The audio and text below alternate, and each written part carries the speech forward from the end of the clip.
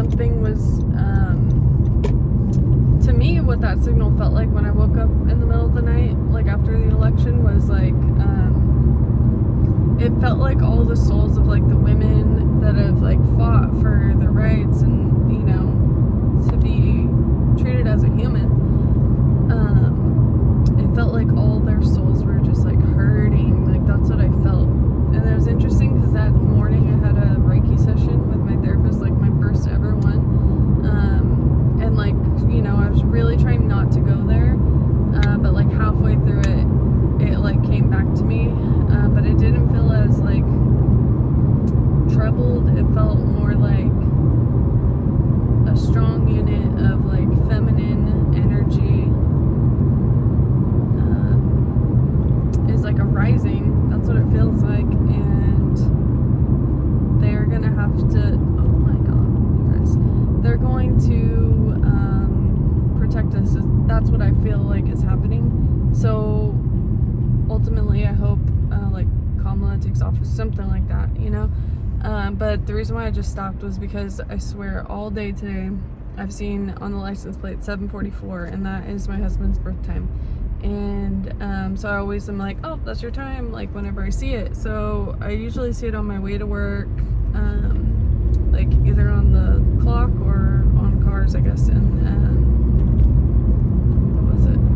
Oh, that's like the third one today though. That's a lot. I never see it on cars that much. Usually like I'll see it like the time and a car, but like 2 this morning and 2, oh well, that was 4, 2 on the way over here. And I think one of those cars honestly could have been the same car. But yeah, that was a side note. But yeah, I mean, I think the point of what I'm trying to say is that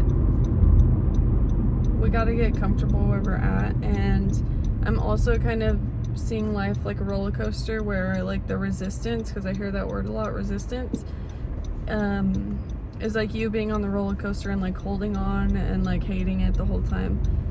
And it's like life is a roller coaster that is not gonna stop for us. It's not stopping.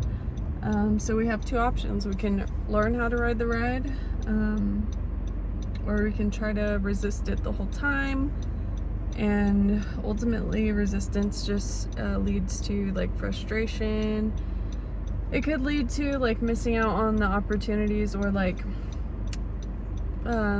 taking, I don't know what to say, like your life purpose will, like the goal and the way that spirit is trying to get you to that is going to be prolonged because you're being in resistance to things. So I don't know. And the last thing I want to say is source, kind of just to bring this out and all together. I feel like I'm getting this insight to share this with everybody, but if there's something in your life that you know that you can do and you want to accomplish, and you might not know why you have that feeling to go for it, but you also have like just as much feeling of like, oh crap, I don't know if I can do this, just do it, because that's how everyone everywhere has gotten to where they are. They just did it. And you don't have to be any stereotype to make things work for you, or like your job and stuff.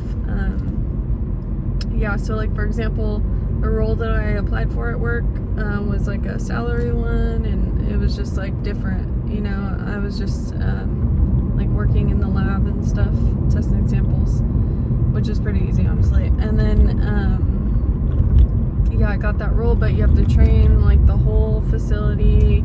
You have to do a lot of like meetings and get people to listen to you, which is my problem. Like not like this, like I feel like this is like we're talking, but listen as in like, please comply with this law that we have to comply with, because I'm the person that's supposed to tell everybody. But you know, that's hard. But either way, I'm glad I did it, and I hope that that inspires you to do something that you're a little scared of, but you know will give you what you want. And for me, I feel like it's gonna help, because my life purpose, I feel like, is to speak to children. So hopefully at like a school or something I can do public speaking.